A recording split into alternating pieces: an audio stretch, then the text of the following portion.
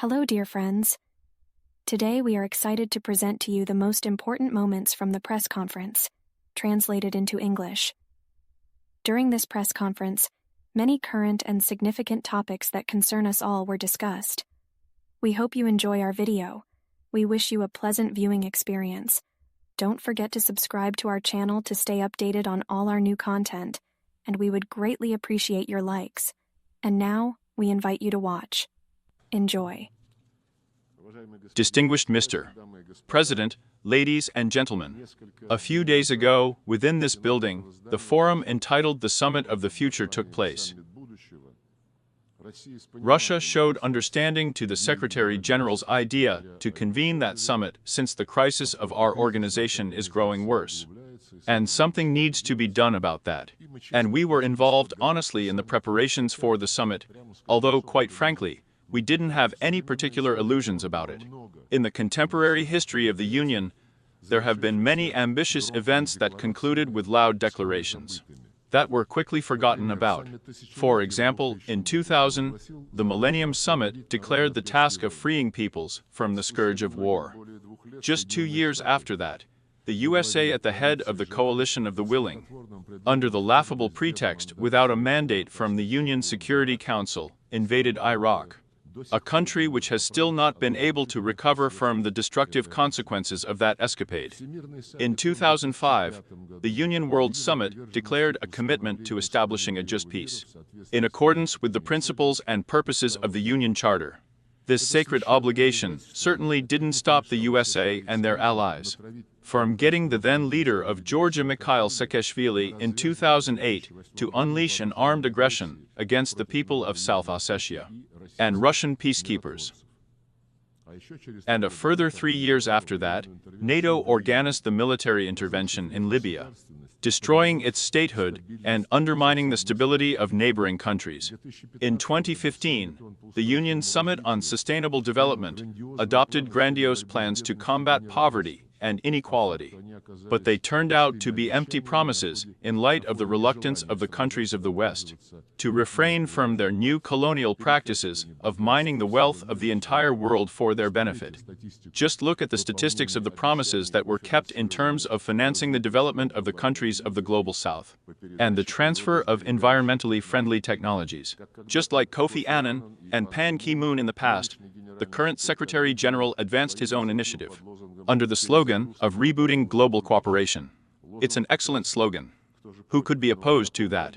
But what global cooperation can we really talk about at a time when the West has trampled all of these unshakable values of globalization that they've been telling us about for so many years from this rostrum, trying to convince us that they would ensure equal access for everyone to the goods of contemporary civilization? Where is the inviolability of property, the presumption of innocence, freedom of speech, access to information, fair competition on markets with understandable and unchanging rules? The Secretary General is talking about global cooperation at the same time as the countries of the West have unleashed a veritable sanctions war against a good half, if not the majority of states in the world. And the dollar, which was advertised to us as the heritage and good of all of humanity, has been grossly transformed into a weapon. For more than 60 years, there has been a trade blockade of Cuba, the cancellation of which the overwhelming majority of members of the international community are calling for. In the pursuit of the ever more ephemeral aim of preserving their domination, Washington is blocking the normal work of the World Trade Organization on dispute settlement and reform of the Bretton Woods institutions, the structures of which for a long time now have not reflected the real balance of forces in the global economy and finances. The West also wants to transform the Union into a tool for advancing its mercantile plans. As was shown by the Summit of the Future, there are more and more attempts to erode the intergovernmental nature of the organization. Long necessary changes in the staffing of the Secretariat are being held back. Key posts in the Secretariat are now essentially occupied and handed down to representatives of the Western minority. If the Secretary General is calling for a reboot of global cooperation, then the Secretariat must advance unifying ideas and propose compromise options rather than coming up with excuses to introduce into the UN's work narratives that are beneficial to the West breathing new life into the Union, it's not too late to do that. But in order to do that, we can't have unrealistic summits and declarations. Rather, it must be done through rebuilding confidence and trust on the basis of the Charter principle of the sovereign equality of all member states. However, as long as confidence is being undermined, for the time being it is, and the actions of the West, to create in circumvention of the Union narrow formats that are subordinate to it, to resolve subsidiary fateful issues such as internet governance and artificial intelligence. But those problems affect the future of all of humanity, and they must be considered on a universal basis without discrimination, or trying to achieve unilateral advantage. That is to say that there must be an honest negotiation involving all members of the Union, rather than the way that the so-called Pact of the Future was prepared for, without a single plenary round of negotiations that all countries would be involved in. But instead of that, the work was carried out under the control of Western manipulators. As a result, the pact, even before it was born, had already joined the pantheon of declarations that sound nice in English. Sad as it is, that is the fate of products of these world summits. However, things aren't any better when it comes to implementing Security Council resolutions which are binding. The sabotage of decisions on the Kosovo settlement and the Dayton agreements on Bosnia and Herzegovina says a great deal. But the most glaring example continues to be spinning out over almost 80 years. The consensus resolutions on the creation of an independent Palestinian state coexisting in peace and security with Israel. There can be no justification for acts of terrorism, which Israelis fell victim to on 7th October last year. But everyone who still has a sense of compassion is outraged by the fact that the October tragedy is being used for the mass collective punishment of the Palestinians, in the form of an unprecedented humanitarian catastrophe. The killing of Palestinian civilians with American weapons must immediately be ended. It is important to ensure the delivery of humanitarian aid to the enclave, the reconstruction of infrastructure, and most importantly, it is important to guarantee the realization of the legitimate right of the Palestinians to self-determination, and to allow them not in words but in deeds, as they say, on the ground, to create a contiguous and viable state within the 1967 borders with its capital in East Jerusalem. Another glaring example of terrorist methods as a means of achieving political aims is the inhumane attack on Lebanon, that transformed civilian technology into lethal weapon. There must be an immediate investigation into this crime, but already we cannot remain silent. In the face of the many publications in the media, including in Europe and here in the United States, that indicate to varying degrees the involvement, and at the very least, awareness of Washington when it comes to the preparation of that terrorist attack. And we understand that the Americans always deny everything, and they do everything they can to hush up any facts that come to light, as they did in response to the irrefutable evidence of their implication in the terrorist attack on the Nord Stream gas pipeline. Those gas pipelines, incidentally, were a marvelous symbol of that self-same global cooperation that our Secretary General dreams of. But as a result of their destruction, the competitiveness of the European Union in the global economy has been undermined for long years to the benefit of the United States.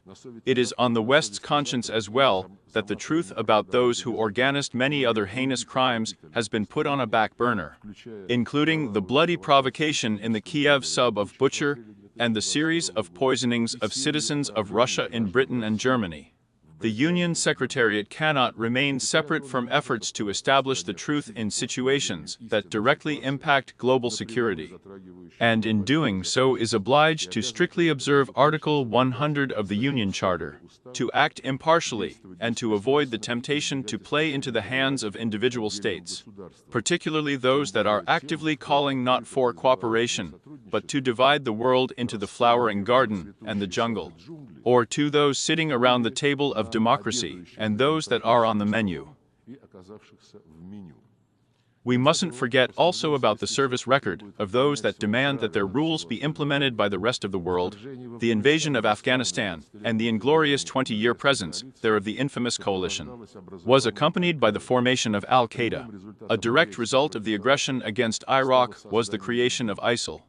Unleashing the war in Syria gave rise to Jabhat al-Nusra, which is now Hayat Tahrir Asham.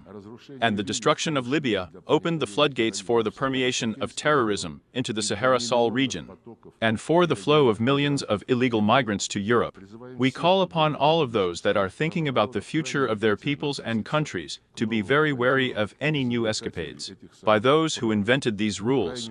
We are particularly concerned by the now almost commonplace practice of political killings, as once again took place yesterday in Beirut.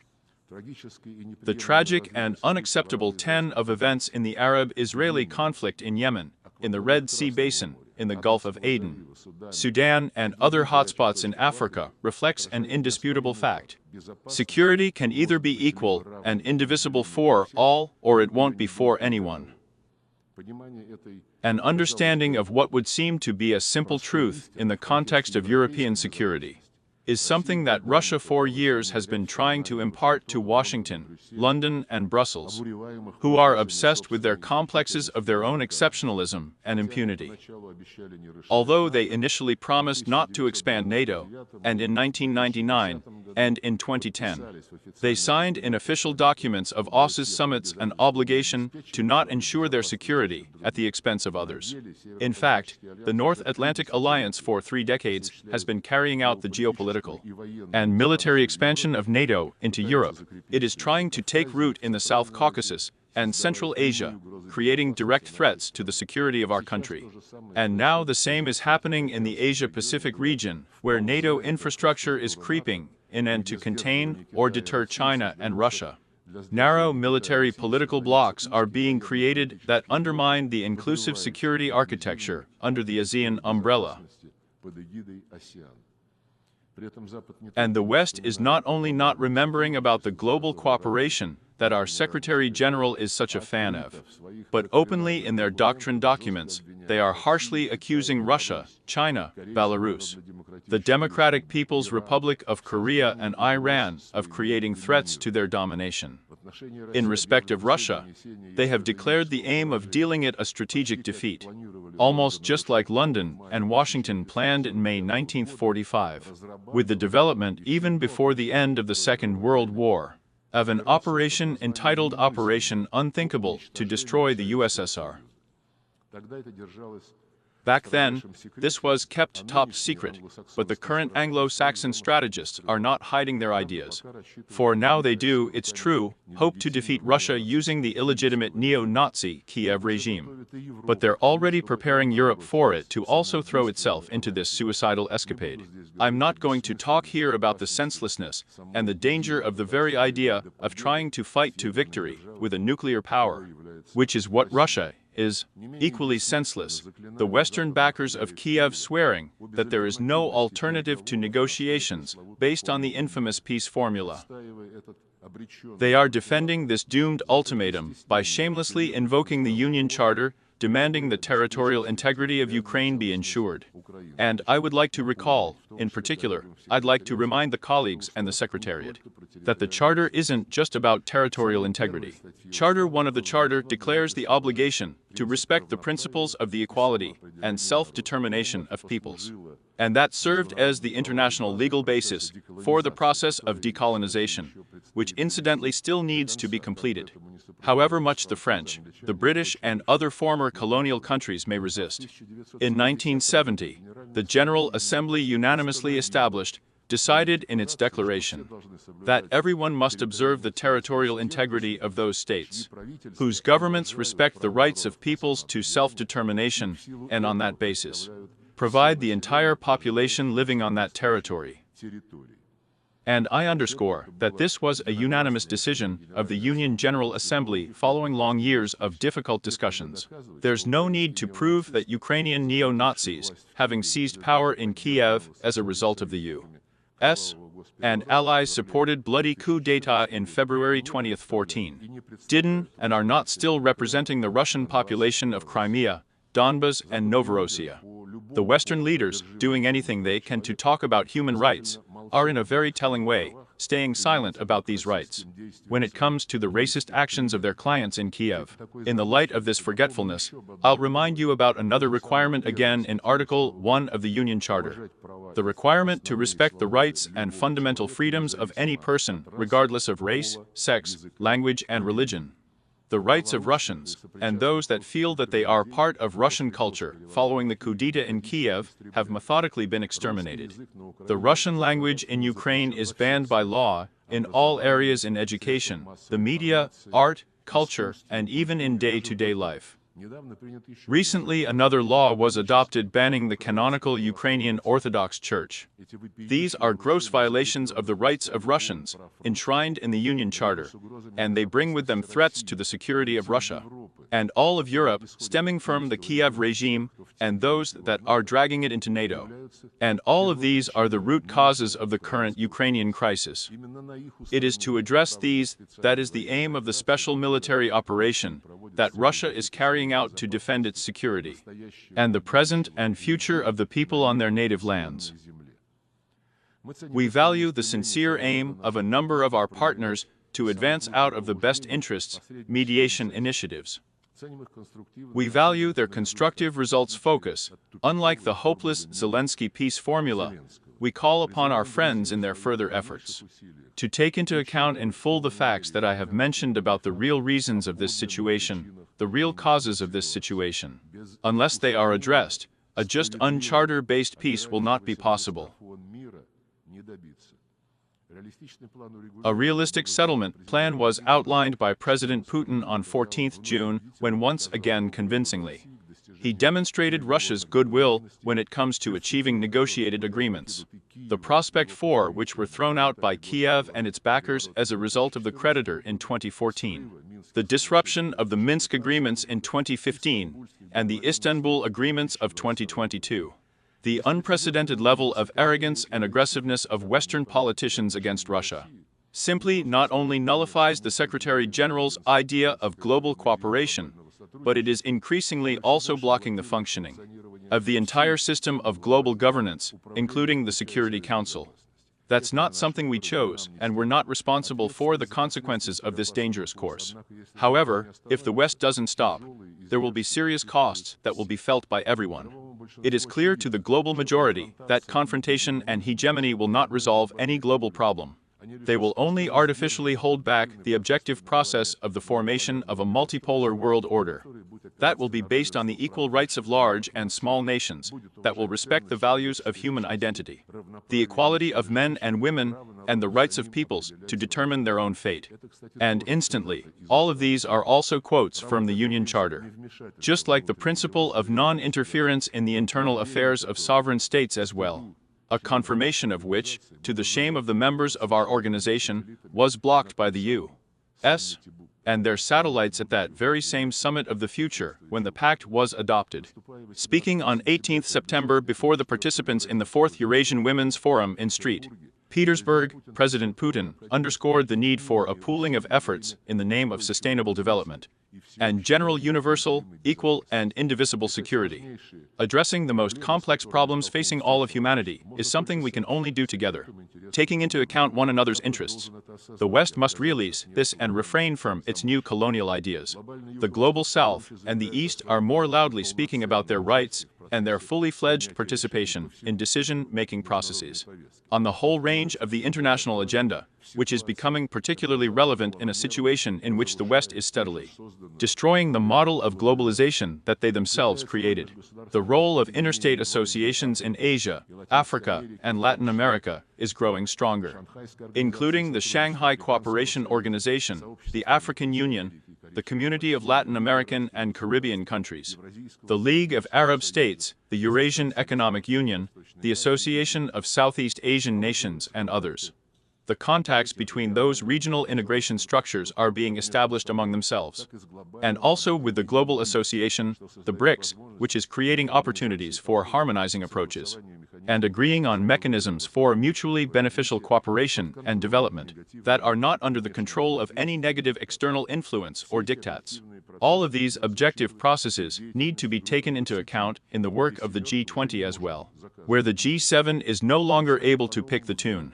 We need to take a new look at ways of ensuring security in various regions, learning lessons from the sad experience of the functioning of the NATO-centric models or the so-called model of Euro-Atlantic security, that the West has used to serve their own expansionist ideas.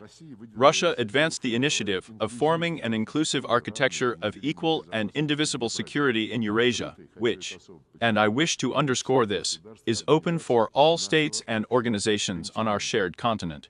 We stand ready to work together to find mutually acceptable solutions, the use of interlinkages, and the natural competitive advantages of a single Eurasian space.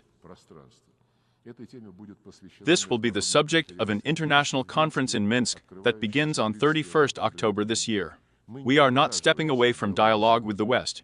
In July, upon the proposal of Russia, there was an open debate in the Security Council on the subject of building a more just, more sustainable world order. We believe it is important to begin the discussion that has begun in the Union as well as in other platforms. With a fairer world order undoubtedly requires the expansion of the representation of the Global South in the Union Security Council. We support our position in favor of the candidacies of Brazil and India, while at the same time taking a positive decision on the well-known initiatives of the African Union. However, of course, we cannot even talk about any additional seats for Western countries, who are already excessively overrepresented within the Security Council. Distinguished ladies and gentlemen, May next year, we will mark the 80th anniversary of the victory in the Second World War, during which the genocidal policy of the Third Reich killed tens of millions of people, including 27 million citizens of all of the peoples of the Soviet Union. These crimes do not have a statute of limitations, nor is any moral justification. For those who are trying to whitewash Nazi executioners, collaborators, and their current adherents, be it in Ukraine, the Baltics, Canada, or in any other countries. Today, the world is facing extremely serious challenges that require a joining of forces rather than confrontation, and a thirst for global domination. Russia will always stand on the side of collective work, on the side of truth and law, peace and cooperation, in the interests of giving rebirth to those ideals that were enshrined by the Founding Fathers. That is the aim of the group of Friends in Defense of the Union Charter that was created upon the initiative of Venezuela. Its purposes and principles remain fully relevant. And the most important thing is to make sure that absolutely everyone is guided by those principles, not selectively choosing from a menu, but rather in their entirety, and as they are interlinked, including the principle of the sovereign equality of states, then working in favor of forming an honest balance of legitimate national interests, the legitimate national interests of all countries. We will be able to give life to the purpose of the Union that is enshrined in the Charter, to be a center for harmonizing the actions of nations. Thank you.